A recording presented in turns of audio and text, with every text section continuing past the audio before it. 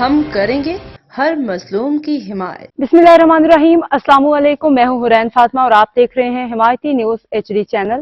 نظر ڈالتے ہیں آج کی اہم خبروں پر۔ آذربائیجان کا مسافر طیارہ بدھ کو قازقستان ایئرپورٹ کے قریب گر کے تباہ ہوا، جس میں 38 افراد ہلاک 29 افراد زخمی ہوئے ہیں۔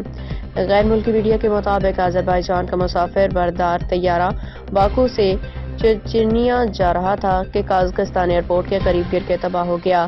طیارے میں عملے سمیت 67 افراد موجود تھے۔ مسافروں کا تعلق آذربائیجان، قازقستان، کرغزستان اور روس سے ہے۔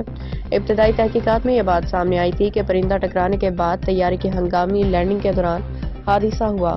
ذرائع کا کہنا ہے کہ روسی یا چیچن فورس نے مبینہ طور پر آذربائیجان کے طیارے کو غلطی سے نشانہ بنایا۔ طیارہ سطح سے فضا میں مار کرنے والے میزائل کا نشانہ بنا۔ ذرائع کے مطابق میزائل فضا میں پھٹنے سے ٹکڑے مسافر طیارے کے پچھلے حصے پہ لگے۔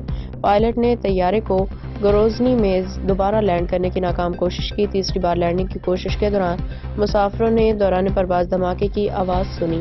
اب تک کے لیے اتنا ہی۔ مزید خبروں اور اپڈیٹس کے لیے دیکھتے رہیں حمایتی نیوز HD چینل۔